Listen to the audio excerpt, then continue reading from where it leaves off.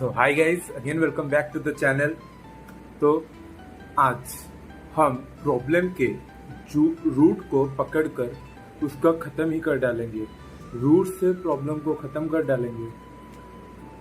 हम प्रॉब्लम तो अपनी जानते हैं मगर उसको इम्प्लीमेंट नहीं करते, सल्यूशन जानते भी इम्प्लीमेंट नहीं करते। तो मैं आपको बहुत ही अच्छी तरीके से आपको आज प्रॉब्लम बताऊंगा और उसका सल्यूशन भी दूंगा और कहाँ कहाँ आप गलती कर रहे हो। मेरे साथ भी ऐसा हुआ था। मैं भी इस चीज़ को मैं अच्छे तरीके से आपको क्यों समझा सकता हूँ, क्योंकि ये सब चीज़ मेरे साथ भी हुआ था। तो मैं इस चीज़ को बहुत अच्छे से देखा हूँ और आपको सही सल्यूशन दे सकूँगा। तो ठीक है, हम आज के टॉपिक को शुरू करने से पहले दो एग्जाम्पल्स लेते हैं, एक टॉपर का और एक एवरेज बच्चे का। ठीक है, तो एक टॉपर और एवरेज बच्चे का दिमाग सेम है, उसका दिमाग का कैपेसिटी भी सेम है। गॉड ने सबको एक ही तरह दिमाग दिया है, एक ही कैपेसिटी दिया है, मगर डिफरेंस कहाँ आता है? उनके एग्जीक्यूशंस पे। प्रॉब्लम को एग्जीक्यूशन पे उनको दिक्कतें आता है, तो इसीलिए वो एवरेज रह जाते हैं, वो टॉपर रह जाता है। टाइम रहते ही एक टॉपर टाइम के साथ चीज़ों को करता है, इसीलिए वो लास्ट मोमेंट पे ज़्यादा प्रैक्टिस कर सकता है। और एवरेज बच्चा टाइम के साथ नहीं, टाइम के लास्ट में चीज़ करता है, उसके लिए उसके पास प्रैक्टिस करने के लिए टाइम नहीं रहता। आज के सेशंस पे और या आज के वीडियो पे मैं आपको प्रैक्टिस वर्ड बहुत ही रिपीटेडली आपको बताऊंगा, क्योंकि practice makes a man perfect. तो ठीक है, एक टॉपर है, एक एवरेज बच्चा। एक टॉपर अगर सोच ले मैं आज 10 टॉपिक करूंगा, तो वो एक टॉपिक करता है, दूसरा टॉपिक करता है, दूसरा टॉपिक उसको समझ नहीं आता उतना अच्छे से, तो वो क्या करता है, वो थर्ड टॉपिक पे नहीं जाता, वो दूसरे टॉपिक को बहुत अच्छी तरीके से समझता है, उसको एनालाइज करता है, उसको प्रैक्टिस करता है। उसके बाद सेकेंड टॉपिक होने के बाद वो जाकर थर्ड टॉपिक जाता है, फिर फोर्थ, फिर सिक्स्थ, ऐसे ही वो एक चैप्टर बहुत अच्छे से कवर कर लेता है और एग्जाम पे जो भी आए वो आराम से लिख सकता है। मगर एक एवरेज बच्चा, एक तो वो लेट में स्टार्ट करता है पढ़ना, एग्जाम बहुत नियर आता है तभी स्टार्ट करता है, और गलती क्या करता है, और जितना भी पढ़ता है परफेक्टली नहीं पढ़ता। जैसे कि वो भी फर्स्ट टॉपिक पढ़ा, सेकेंड टॉपिक पढ़ा और सेकेंड में उसको समझ नहीं आया, तो वो ओवरऑल थोड़ा बहुत समझ आ गया और वो थर्ड को चला गया, फिर फोर्थ में नहीं आया, फिर फिफ्थ को चला गया। यही दिक्कत उसे हमेशा होता है कि वो बोलता है कि मैं बाद में करूँगा, और जो बाद में करेगा वो कभी नहीं आता। जो बोलता है मैं बाद में करूँगा वो कभी भी नहीं आता, क्योंकि बाद मतलब चला गया। वो एग्जाम सर का आपके क्लास भी सर जाएगा, खत्म हो जाएगा, मगर उसका बाद कभी नहीं आएगा। तो इसीलिए सेकेंड चैप्टर अगर वो करता है तो बहुत अच्छी तरीके से करे, प्रॉब्लम सॉल्व करे, प्रैक्टिस करे, फिर थर्ड, फिर फोर्थ, फिर फिफ्थ, देन इसका रिजल्ट उसको टॉपर के इक्वल पे मिलेगा। और एक एग्जांपल, आप अपने बैच में, अपने स्कूल बैच हो या कॉलेज बैच हो, बैच में आपके फ्रेंड सर्कल में एक दोस्त जरूर ना जरूर होगा जो कि आपके साथ बातचीत कर रहा होगा और आपके स्टैंडर्ड में ही होगा। वो आपका जो फ्रेंड है वो क्या करेगा, वो भी टाइम के लास्ट में प्रैक्टिस करेगा, 2 या 3 महीने बिफोर वो प्रैक्टिस करेगा। ठीक है, वो क्या करेगा ना, जो 2 महीने उसके पास है, 90 डेज, वो कंसिस्टेंट रहेगा। 2 महीने कंसिस्टेंसी पे भी हम आएंगे आगे। वो 2 महीने कंसिस्टेंटली प्रैक्टिस करेगा, कंसिस्टेंटली पढ़ेगा उसके एग्जाम्स के लिए। मतलब आज पढ़ा, कल पढ़ेगा, परसों पढ़ेगा, उसके बाद पढ़ेगा, ऐसे ही 30 डेज 90 डेज तक पढ़ेगा, और उसका रिजल्ट बहुत अच्छा आएगा, उतना भी आ सकता है और बहुत अच्छा रिजल्ट आएगा। मगर आप तो एक बहुत लेट से शुरुआत करें और परफेक्टली चीज़ों को नहीं पढ़े। जैसे कि आज पढ़ रहे हो, कल पढ़ोगे, परसों छोड़ दोगे, फिर से फोर्थ डे में जब आप पढ़ोगे तो आपको उतना ही एनर्जी चाहिए होगा जितना एनर्जी आपको फर्स्ट डे में लगा था। तो इसीलिए आप डीमोटिवेट हो गए, क्योंकि आप बार बार उतना ही एनर्जी लगा रहे हो, फर्स्ट डे जितना लगा रहे थे, आप कंसिस्टेंट नहीं हो। तो आप एक टाइम में बोलोगे अच्छा छोड़ो, मुझसे नहीं होगा। मगर वो जो बच्चा था वो एक बार एनर्जी बहुत अच्छे से लगा लिया, उसके बाद उसका जो एनर्जी है वो स्मूथली लगेगा। मतलब कुछ दिन के बाद या 15 दिन या 20 दिन के बाद उसको वो स्मूथली चलेगा, स्मूथली उसका पढ़ाई होगा, स्मूथली वो सब कुछ समझ पाएगा, स्मूथली सब कुछ होगा। मगर आप जहाँ पर थे वहीं पर ही रह जाओगे। फिर आप सोचोगे अरे यार वो गॉड गिफ्टेड है, उसका दिमाग कुछ अलग है, मेरा तो दिमाग नहीं है, मैं तो लूजर हूँ, मैं तो फेल्यूर हूँ। भाई आप फेल्यूर नहीं हो, आपका तरीका, आपका एग्जीक्यूशन ही ठीक नहीं है। आप यूनिफॉर्मली एग्जीक्यूट नहीं कर रहे हो, आप कंसिस्टेंट नहीं हो, आप डिसिप्लिन नहीं हो। ठीक है, तो इसीलिए वो एग्जाम पे बहुत अच्छा मार्क ला देगा और आप एग्जाम पे मार्क नहीं ला पाओगे। तो सेकेंड पॉइंट हमारा आएगा कंसिस्टेंसी। तो आप जो भी काम कर रहे हो, लाइफ में हो या एग्जाम के लिए हो, कुछ भी, अगर आप कुछ नया, कुछ डिफरेंट चीज़ करने वाले हो या फर्स्ट टाइम कुछ चीज़ करने वाले हो, आप कंसिस्टेंट रहो। अगर आप मोटिवेशन तो हमेशा नहीं रहता ना आपके साथ।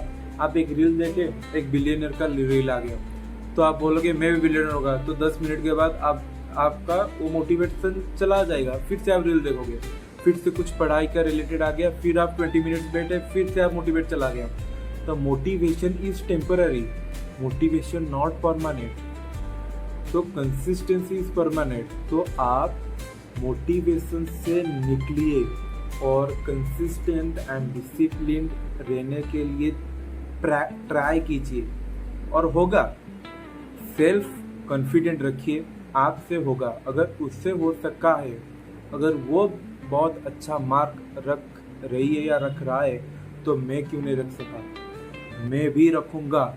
और कंसिस्टेंटली आप प्रैक्टिस कीजिए, हार्डवर्क कीजिए, आपका भी रहेगा। और याद रखिए, जब फ्लाइट हो या रॉकेट हो, टेकअप में ही बहुत ज़्यादा फ्यूल कंज्यूम करता है। अगर एक स्टेबल पोजीशन पे आ गया ना, वो बहुत ही स्मूथली फ्लाइट जाता है और बहुत ही कम ऑयल या उसका जो पेट्रोल जो भी है उसको बहुत आराम से कंज्यूम करता है, ज़्यादा कंज्यूम नहीं करता। तो आप भी अभी टेकऑफ के स्टेज पे हो, तो आपको बहुत ही ज़्यादा मेहनत पड़ेगा और आप करोगे भी। ठीक है, तो अगर एक बार आप स्मूथली चले तो भाई साहब मज़ा ही आ जाएगा। मगर टेकऑफ आपको करना पड़ेगा, कंसिस्टेंट रहना पड़ेगा। तो थर्ड पॉइंट, ओवर थिंकिंग। हम कुछ चीज़ करने से पहले बहुत ही ओवर थिंक कर लेते हैं। Thinking is good but over thinking is dangerous. तो थिंकिंग बहुत अच्छा है कि मैं ये बनूंगा, मगर वो थिंकिंग को अगर आप 1 घंटा 2 घंटा करके थिंक ही करोगे, वो ओवर थिंक हो जाएगा। मगर आप जैसे कि आप ओवर थिंकिंग पे ही सेटिस्फाई हो जाओगे, तो आप मंजिल को पाने के लिए जहाँ पर आप बहुत अच्छा फील करने वाले थे, वो आप ओवर थिंक में ही कर लोगे। तो आप सोचोगे ठीक है मैं 1 घंटे के बाद करूँगा, और वो 1 घंटा कभी नहीं आएगा। और वो बाद में आप बोलोगे मैं बाद में ठीक है कर लूँगा, अभी सो जाता हूँ या कुछ कर लेता हूँ। तो वो बाद में जो चीज़ है ना, वो कभी नहीं आएगा और आप ओवर थिंक में ही सेटिस्फाई हो जाओगे। और प्लानिंग, सब कुछ एक प्लानिंग में होता है। और प्लानिंग भी आगे मैं बोलूँगा, आगे प्लानिंग पे भी आऊँगा, मगर मैं बोल रहा हूँ अगर ठीक है आप ओवर थिंक कर रहे हो तो आप अपने खुद को बोलना, भाई मुंह बंद दिमाग बंद, ओवर थिंक आएगा तो ऐसे कुछ यहाँ वहाँ कुछ देख लोगे, देख लेना, या बोलना भाई मैं ओवर थिंक नहीं करूँगा, तो फिर से आप पूरा साइलेंट मोड पे चले जाना, मुंह बंद दिमाग बंद, सब कुछ शट डाउन।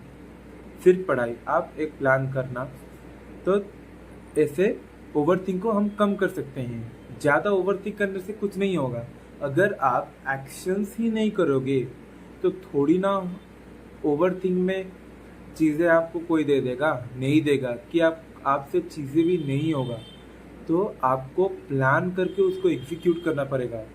तो हमारा फोर्थ पॉइंट है प्लानिंग एंड एग्जीक्यूशन। जैसे कि आप प्लानिंग 10 ईयर्स के लिए 20 ईयर्स के लिए प्लानिंग कर देते हो, नहीं, ऐसे प्लानिंग नहीं होता।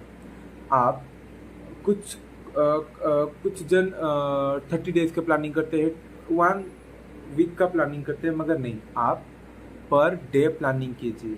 आप 1 वीक या 2 वीक या 3 या 4 या 1 मंथ का प्लानिंग मत कीजिए। आज आप रात में बेड के ऊपर बैठिए और सोचिए मुझे कल इस सब्जेक्ट से इतना ख़त्म करना है, उस सब्जेक्ट से इतना ख़त्म करना है, इतना क्वेश्चन प्रैक्टिस करना है, इतना टॉपिक मुझे रिवाइज करना है। तो एक डायरी में लिख दीजिए या दिमाग में सोच लीजिए। तो सुबह उठते ही फ़ोन को हाथ मत लगाइए, मैं बार बार बोलता हूँ, फ़ोन को हाथ मत लगाइए। आप सुबह उठते ही जो रात में सोचे थे ये चीज़ करूँगा, वो चीज़ करूँगा, उसको कीजिए। अगर सुबह का टाइम आपका प्रोडक्टिविटी से चल जाएगा तो पूरा दिन आपका प्रोडक्टिव ही रहेगा। ये मेरे साथ भी होता है और हो रहा है, ठीक है। तो आप सुबह उठकर, ठीक है, मुंह धो दिए, आप एक जो भी आप रात पे सोचे थे एक बुक थोड़ा सा रीडिंग कर दीजिए, या कुछ क्लास पेंडिंग है उसको कर लीजिए।